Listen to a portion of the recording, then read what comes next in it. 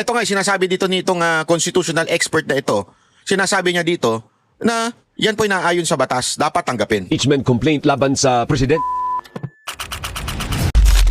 Narito ang Balitang Pinoy TV. Chismis to. Pero actually, yung chismis na to, reliable. Sa loob ko nakakuha eh. Sa mga congressman ko nakuha. Mamaya ikikwento ko sa inyo. Pero bago ko ikwento yan, sana mag-subscribe muna kayo. Kasi 60% pa lang ang nagsusubscribe dito habang nanunood.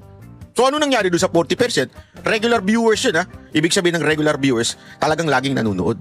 At asahan nyo mga kababayan, marami tayong upload na video. Okay? O anyway, ituloy na natin ito. Bakit mo ba nasabing hindi tinanggap? Di ba alam naman po natin na inulat natin kahapon at nireaksyonan natin na dinala ho yung impeachment and yet di tinanggap. Di ba? At ito, panoorin nyo itong video na kung saan ay in-interview si Mike Defensor. Pag-uusapan pa namin bukas, maraming mga legal options tungkol dito. Pero again, nung kasing marami ng kaso dito sa Supreme Court, nandyan yung Gutierrez case, nandyan yung Francisco case, tapos ito nga recently, dun sa impeachment ni Vice President Inday Sara. So ito yung mga batayan na nagkaroon na ng paglilinaw ng Korte Suprema na ang sinasabi nga, hindi lang to legal, hindi lang to political, pero more importantly, constitutional to. May mga dapat tayong sunding alituntunin o yung sinasabi ng Constitution, and one of which is, kailangan tanggapin ng Secretary General, i-refer niya sa Speaker, at yung Speaker naman may 10 araw para i-refer sa plenaryo, at yung plenaryo naman may 3 araw para i-refer sa Justice Committee. So, batay dito sa mga binanggit ko, pag-uusapan namin kung ano yung aksyon na gagawin namin, siguro next week, no, o sa darating na mga araw mula bukas. Based on experience, Mike, pwede pa kayo makahabol, di ba? Hindi ko sigurado eh. Kasi ang nangyari, Jovi, kagabi, pinag-uusapan nga na pwede naman ng Thursday or, Friday or Monday filing. Pero napagkaisaan namin, sabi nila kasi wala daw pasok ng Friday. Sabi ko, hindi naman pwede yan kasi siyempre, di ba, government office may pasok naman. Pero anyway, sige, sabi ko, sige, Thursday na rin, pwede naman, walang problema. Ang magiging mabigat dito, Jovi, yung pag hindi nila tinanggap yung aming impeachment case, lumalabas na yung unang impeachment case na maraming nagdududa, sinasabi nga, peke yun at hindi totoo, yan yung nagiging problema. Do they now say that the other impeachment cases, kasi sabi ng Constitution, 10 session days. So, ang first session day is Monday. Pero paano kung tinanggap nila kaagad dito at ni-refer nila sa Committee on Justice, let's say, on Monday or Tuesday, at yung sa amin ay hindi mai-refer, lumalabas na ang first impeachment case ay yung i-final na maraming pagdududa mga tao. Yun yung naging problema. At yun din ang problema. Sinabi naman ng Korte Suprema yun na hindi pwedeng basta politika lang. Huwag natin babuyin yung proseso na sa ligang batas. Ito importante. Meron pong mga precedents na nangyari na ganyan, pero tinanggap kahit wala yung head. Tandaan nyo ito, katawa-tawa nga eh. Sa mga government department o whatsoever, government offices, meron yan yung pagkapasa mo, tinatatakan na receive. Hindi kailangan yung mismong boss ang humarap sa'yo at kunin.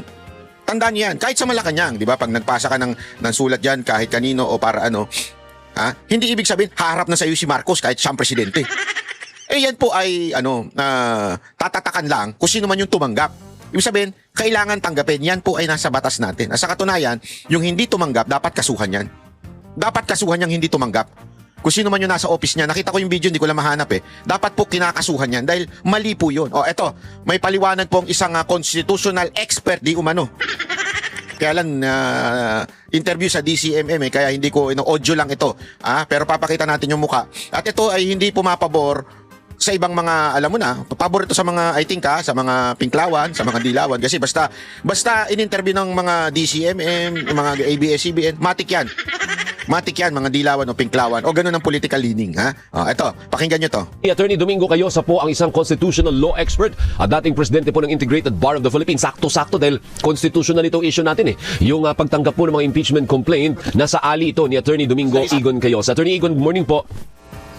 Good morning, Alvin. Magandang umaga sa ating mga kababayan. Ano po yung take po ninyo doon sa bumubula yung bibig ng mga nag-file kahapon dahil walang gustong tumanggap ng kanilang... Grabe yung salita nitong tong anchor. Bumubula yung bibig. Alam na alam mong Dilawan at Pinklawan Alam mo yan ang problema sa Pilipinas Sa totoo lang lalo na ito mga animal na ito. Yung mga ganitong klaseng tao. Ito problema sa Pilipinas. Porket sila Topacio ay nasa PDP, yung mga kasama na naandoon ay against kay Marcos, iniisip kaagad nila, they are favoring the Duterte. As a matter of fact, isa nga yan sa mga tanong kaya kahapon doon sa press con, parang nagkaroon ng initan eh. Nagagalit doon si Kati Binag eh. Talagang ang kulang na lang magwala doon eh. Ha? High blood eh. Kasi nga po, ang tanong, Duterte supporter ba kayo? Tanginan nyo mga media. Sorry hindi ikaw na nag-interview. Yung mga nagtatanong na media, that is irrelevant. The issue here is impeachment of President Marcos. Bakit nyo kailangan tanongin, supporter ba kayo ni Duterte? Di ba? I mean, maging ano naman kayo. Porket, so kung supporter ni Duterte, hindi nyo nasusuportahan to.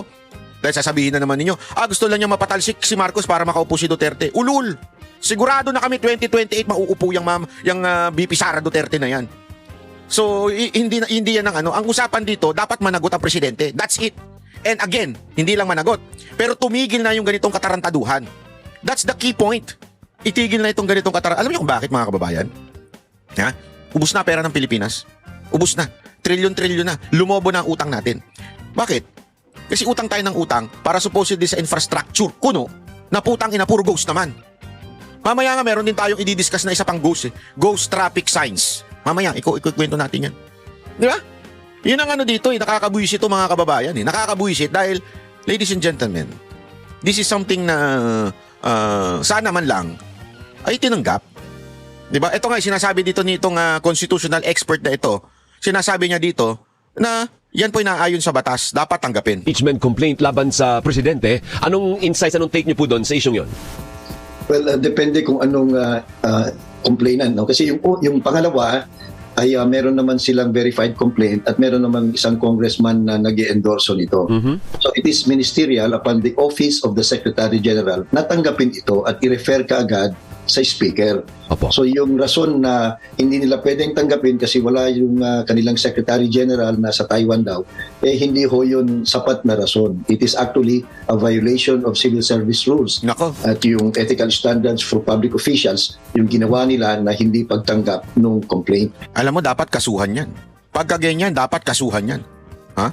Kasi ano yan eh, di ba sabi nga nitong lawyer na ito, yan po ay violation sa ating civil service code, di ba? Dapat kasuhan yung ganyan. Hindi pwedeng hindi tanggapin eh. So, yung pangalawa naman, based on what we've seen in media, ay mukhang yung mga complainants lang ang nandun. Wala naman tayong nakitang... Kaya lang, ang problema sa sinasabi nito na medyo sablay, ay yung sinasabi niya yung second impeachment. Kasi remember, the first impeachment, yung basurang impeachment galing sa kampo ng Marcos, di umano. Yung second impeachment ay galing naman sa Makabayan Bloc. Although may kasama silang congressman, congresswoman. Okay? Iyon ay hindi tinanggap. Okay? Mamaya, ikikwento ko sa inyo yung totoong istorya dyan. Yung third, sinasabi nito, wala daw kasama. That is not true. That is not true. Kasi nga, hindi naman kailangan ng kasama, dapat pirma lang. At the same time, naandun yung congressman, hindi na lumalabas. Congressman na mag-endorso. So, there's nothing to receive kung wala namang endorsement ng at least isang congressman. Endorsement lang ang kailangan. Hindi kailangan yung presensya ng congressman, pwede ang pirma. Although, kung medyo masasabi natin that is a debatable thing na hindi kasama yung congressman at pirma lang ang pwede. Kung yan ay debatable thing, wag ko kayo mag-alala. May kasama akong congressman. Mamaya ikikwento ko kung bakit hindi nakita sa video. So ibig mo sabihin, hindi pala magkakapareho ang kaso ng grupo ni na former Congressman Mike Defensor at That's yung grupo not true. naman That's led not by former Congressman Teddy Casino. Magkaiba sila, attorney. Oo, kasi we haven't heard and we did not see. Ito based lang dun sa mga published reports, Alvin. Dun sa Makabayan Bloc kasi meron silang congressman na nag-endorso. Ay requirement yan sa konstitusyon. The verified complaint must have a resolution of endorsement from at least one congressman. Doon naman sa complaint ni na Attorney Topacio, hindi malinaw, wala akong nakita, walang sinasabing nag-endorsong congressman. So, kulang yon. Hindi naman nila pwedeng tanggapin yun. Bumabase kasi si Sir, wag niyong sisihin to si Sir, bumabase lang siya dun sa video. Wala naman siya dun eh. So honestly, sana medyo ang bitaw mo, hindi ko alam kung may kasama sila or ano, dapat more on ganun. Kasi may kasama po sila, hindi lang lumalabas sa video. Okay? Bakit? Kasi nga, ganito yan. Ikikwento ko sa inyo, pero i-play muna natin to. Meron daw silang sponsor. Narinig ko yung soundbite na yun eh. May mga snippets ng video na lumabas sa social media, attorney. May tinanong si Congressman o si Paras ba yun? Narinig ko may nagsabi, hindi, meron kami, may sponsor kami, 3 batang mambabatas. Nagsabi siya ng ganun. So hindi pa pwedeng sabihin mo lang na meron, kailangan nandun. No, hindi. Kailangan, pero yung pinirmahan nung congressman yung endorsement resolution niya. Kailangan pinirmahan. Sabi nito ha, hindi sinabing kailangan nandun. Kailangan pinirmahan. Tama natin yun. It's not enough that there's a verified complaint. Ang nakasaad sa Konstitusyon at saka sa Section 3 ng House Rules and Impeachment, yung verified complaint accompanied by an endorsement, resolution of endorsement from at least one. So kung may 3 congressman sila, dapat sinabay nila dun sa kanilang complaint. Yun ang tatanggapin dapat ng sino mang opisyal sa Office of the Secretary General. So in a sense, kaya bang sabihin na may defect? Kung defective din pala yung sinampan ninyo in the first place kasi walang nakalagay na endorser. Can you say that? Well, of course, it remains to be seen. Itong tong host at medyo sorry pasensya ka na, tanga ka ba? Hindi, ako nagtatanong lang, tanga ka ba o talagang kinukulayan mo lang? Wala namang sinabi yung abogado na wala yung walang endorsement na sign. How the hell he would know? Hindi, ako nagtatanong lang sa'yo, ikaw na nagtatanong. How the hell he would know na walang nakapirmang endorser doon? Hindi nga tinanggap. Ibig sabihin, that fucking paper is not with anyone but dun sa nagbigay ng impeachment. So how would you know that there's no signature of any congressman? How stupid for you to say that? Sorry nagtatanong ako sa'yo. Hindi ko inaakusahan na tanga ka. Tinatanong ko kung gaano tanga ka ba kung komento ka ng ganyan nang hindi mo man lang nakita yung papel? Yung sabi-sabi yun kasi mahirap yung sabi sa Ang ingat magsalita nung abogado kinukulayan mo. Sabi nga, sabi-sabi lang na wala daw.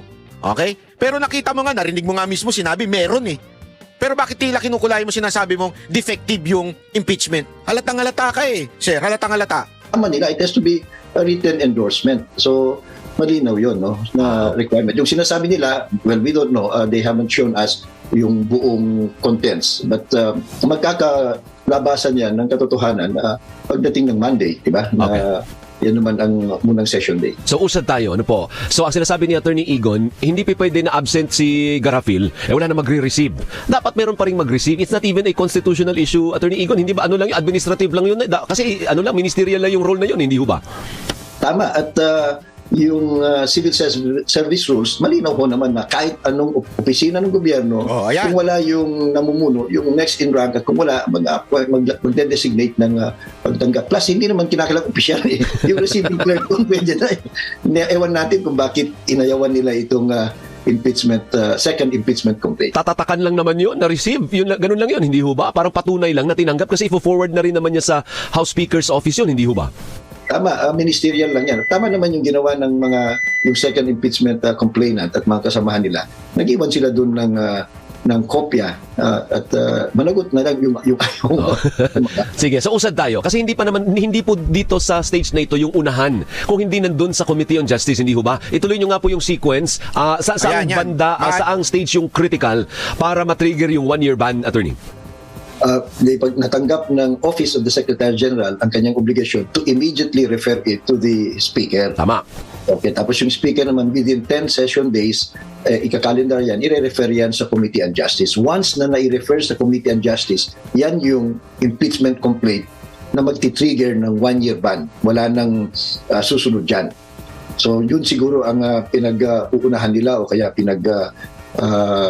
dedebatehan nila ngayon. Kasi maari kasi ang Kongreso pwedeng tatanggapin lahat pagkatapos titignan, i-assess o kaya i-consolidate nila. Kung sa tingin naman nila lahat ng tatlo not sufficient in form and substance, i-dismiss na nila. Ngayon kung magre-report ang Committee on Justice dun sa plenaryo. So pagdating naman sa plenaryo, kung makakuha ng at least 1/3 vote, isasampa nila ang kaso sa Senate Impeachment Tribunal. Kung sakali... Naintindihan nyo ba yan? Naku po, mukhang dadalihin. Mukhang dadalihin kasi para bagang dinedelay nila at yan po ay kanila pong idinidelay para mauna talaga yung impeachment. Kasi remember, lahat po nandun pa sa opisina sa baba Okay? Lahat pa nandun pa sa opisina. So isasubmit yan sa Monday. Okay? So pag submit sa Monday, doon pa lang masasabi mong counted as first impeachment complaint. Pag sinagmit agad-agad sa Monday. Uunahan nila. Pero kung lahat ay tinanggap nila on that day tinanggap nilang lahat. Sabay-sabay silang parang una. Nagigets niyo ibig ko sabihin?